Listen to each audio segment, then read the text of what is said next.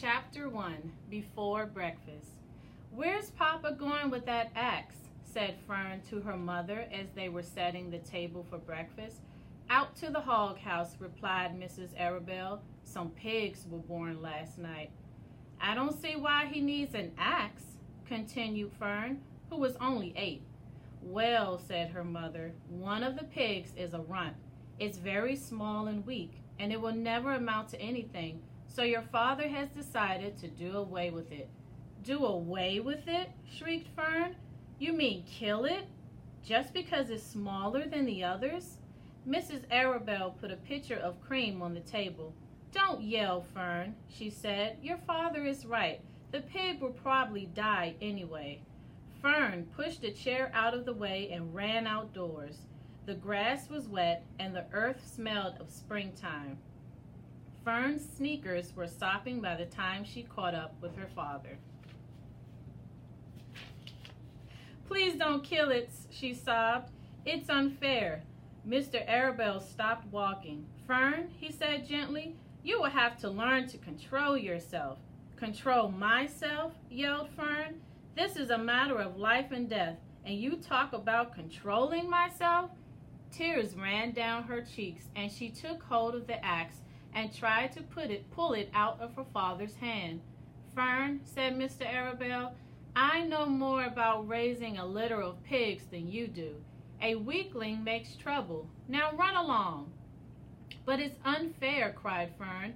"The pig couldn't help being born small, could it? If I had been born very small at birth, would you have killed me?" Mr. Arabelle smiled. "Certainly not," he said, looking down at his daughter with love. "But this is different. A little girl is one thing, a little runty pig is another." "I see no difference," replied Fern, still hanging on to the axe. "This is the most terrible case of injustice I ever heard of." A queer look came over John Arabelle's face. He seemed almost ready to cry himself. "All right," he said. "You go back to the house, and I will bring the runt when I come in. I'll let you start it on a bottle, like a baby. Then you'll see what trouble a pig can be."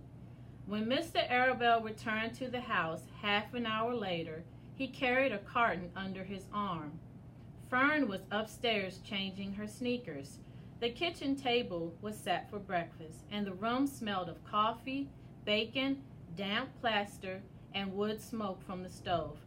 "Put it on her chair," said Mrs. Arabelle. Mr. Arabelle set the carton down at Fern's place.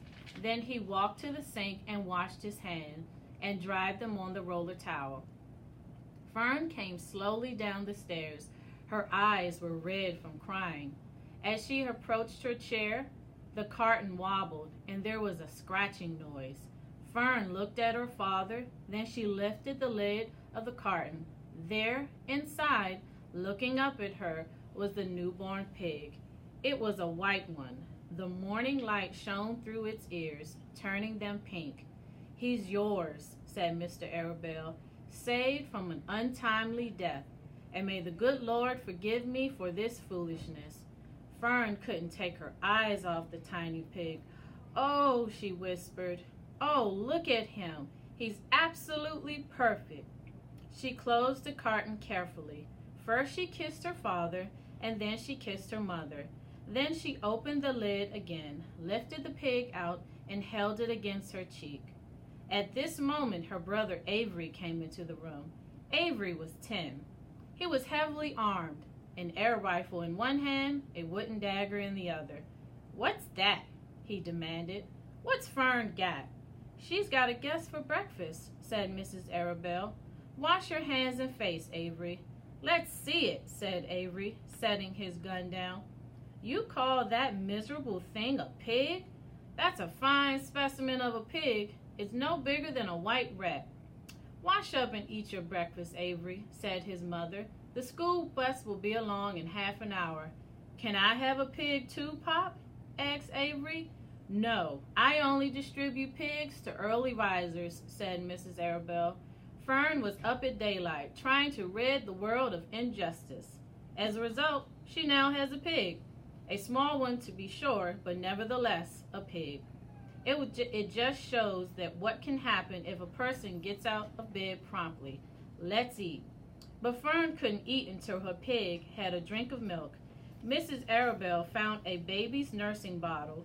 She poured warm milk into the bottle and handed it to Fern. "Give him breakfast," she said. A minute later, Fern was seated on the floor in the corner of the kitchen with her infant between her knees, teaching it to suck from the bottle. The pig, although tiny, had a good appetite and caught on quickly. The school bus honked from the road. "Run," commanded Mrs. Arabelle, taking the pig from Fern and slipping a donut into her hand. Avery grabbed his gun and another donut. The children ran out to the road and climbed onto the bus. Fern took no notice of the others in the bus.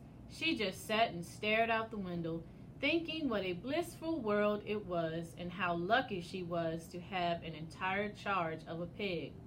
By the time the bus reached school, Fern had named her pet, selecting the most beautiful name she could think of.